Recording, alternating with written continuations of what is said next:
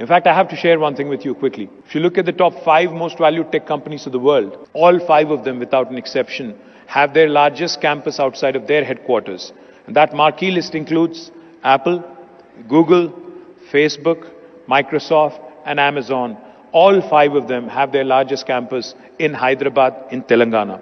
And most importantly, Amazon's largest campus in the world is not in Seattle. It is actually in Hyderabad. Let me also add, Uber, Salesforce, Micron, Qualcomm, all of their second largest centers in the world are also in Hyderabad. Hyderabad's IT growth story is something that's extremely impressive. Last year, in the middle of the pandemic, when the national average IT export growth was about 17%, Hyderabad had clocked a 26% growth.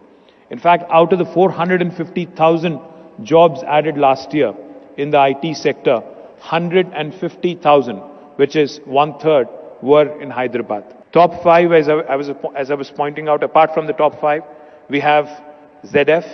We also have Novartis, which has a large center in Hyderabad, which is again their second largest campus in the world. Let me quickly also tell you, for those of you who are interested in understanding why Hyderabad for a GCC, on the livability and infrastructure, there is an agency called as Mercer, which rates cities on a livability index across the world. They've rated Hyderabad as a city with the best quality of living among all Indian cities for 5 years in a row now, from 2015 until 2020. Of course, in the middle of the pandemic, they had suspended their ratings, but I do believe that had they done it, we would have still come out trumps. Our infrastructure certainly is better than most other cities in India. I do not wish to slam my competition in India, but I have to point out a few things. I love Delhi, but I think the smog there is a shocker.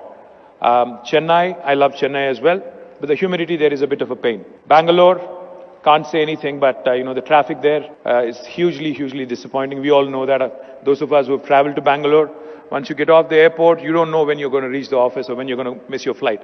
So that's a huge put off. And then, there's Bombay, which of course is prohibitively expensive.